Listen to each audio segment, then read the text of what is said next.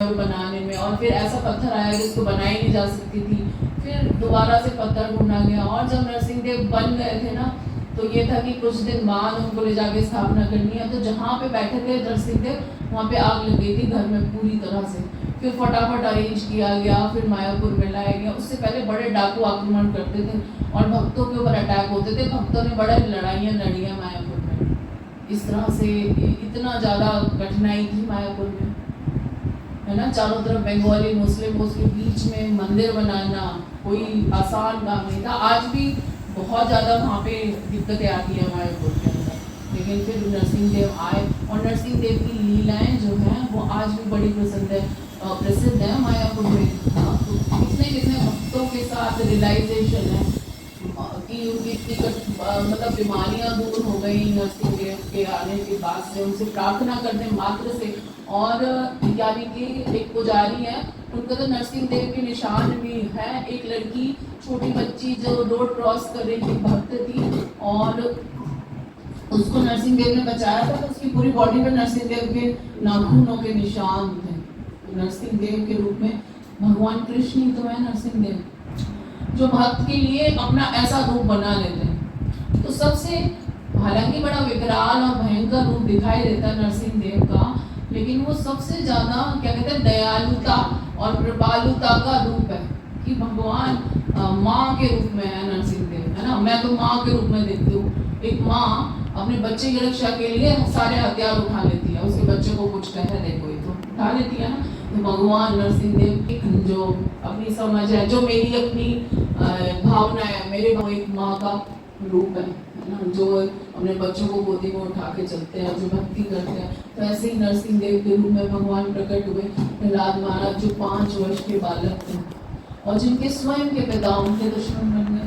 ऐसा कहीं संसार में कहीं भी देखा होगा। क्यों करने भक्ति करते थे वो? क्यों? क्योंकि वो दुश्मनी ले ली थी उन्होंने। विष्णु मेरा दुश्मन है, विष्णु मुझे मार डालेगा, यही उनके दिमाग में चिंतन रहता था।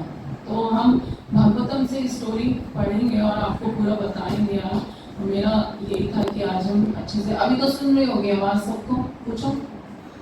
सारा संसार हिलने लगा था, जलने लगा था, उपद्रव मच गया था। ब्रह्मा जी भी विचलित हो गए जब हिरण्यकशिपु तपस्या क्यों कर रहा है, अमर होना चाहता था हिरण्यकशिपु। ऐसे ही इस संसार में हम अमर होना चाहते हैं। कौन अमर नहीं होना चाहता?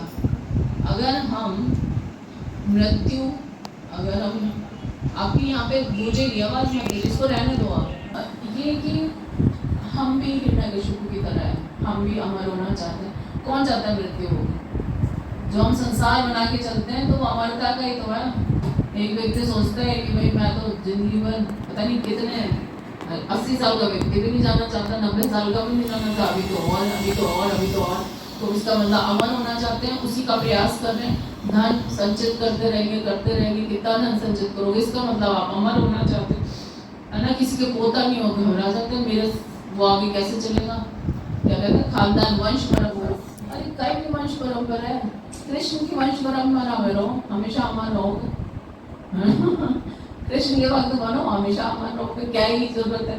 तो हिरण्यकशिपु चाहता था ना कि मैं मारा जाऊं, ना मैं से मुझे कोई जीत सके, ना मैं कोई बीमारी आए, ना मैं कोई मुझे बुढ़ापा आए, ना ही किसी के द्वारा मुझे सताया जाए, ना ही मेरा दुश्मन। इस तरह वो शासक बनना चाहता था। और कहाँ गया? मंदार पर्वत पे जाता है और वहां पर उग्र तपस्या करने लगा। उग्र, ऐसी तपस्या देखकर देवतागण भी घबरा के लौट गए अपने घर को। और ऐसी तपस्या कर रहा था कि उसके सिर में से अग्नि निकल रही थी, है ना। और सब लोग जलने लगे उस अग्नि से, और सब लोग तप्त हो गए, सारे देवता विचलित हो गए, अपने घर छोड़ के भाग गए। देवता कहाँ गए? ब्रह्मा जी के पास गए और प्रार्थना करने लगे और कहा कि ब्रह्मा जी देखो, हिरण्यकशिपु ऐसा चाहता है और वो अमर होना चाहता है, तो क्या ही करेगा, वो ध्रुव लोक का स्वामी बनना चाहता है। और ब्रह्मा जी ने महर्षि भृगु और दक्ष जैसे महापुरुषों को लेकर हिरण्यकशिपु से मिलने गए। उसके बाद उन्होंने कमंडल से हिरण्यकशिपु के सिर पे जल छिड़का, उसने नमस्कार किया। ब्रह्मा जी ने सोचा कि चलो इसको वरदान दे दो, किसी तरह शांत होकर बैठे, ये तो सबको खत्म कर देगा ये तपस्या करके। तो उसने प्रार्थना की, ना तो किसी के द्वारा वो मारा जा सके, खुले स्थान में मारा जाए, ढके स्थान में मारा जाए, न दिन में मारा जाए, न रात को मारा जाए, हथियार से ना मारा जाए, स्थल में ना मारा जाए, वायु में ना मारा जाए, न किसी मनुष्य से न मारा जाए, पशु देवता अमृत वाणी किसी के द्वारा ना मारा। ने सारी सिद्धियां मांगी, अणिमा लघिमा 8 योग सिद्धियां मांगी। ये सिद्धियां होती हैं, व्यक्ति छोटे से छोटा हो सकता है, बड़े से बड़ा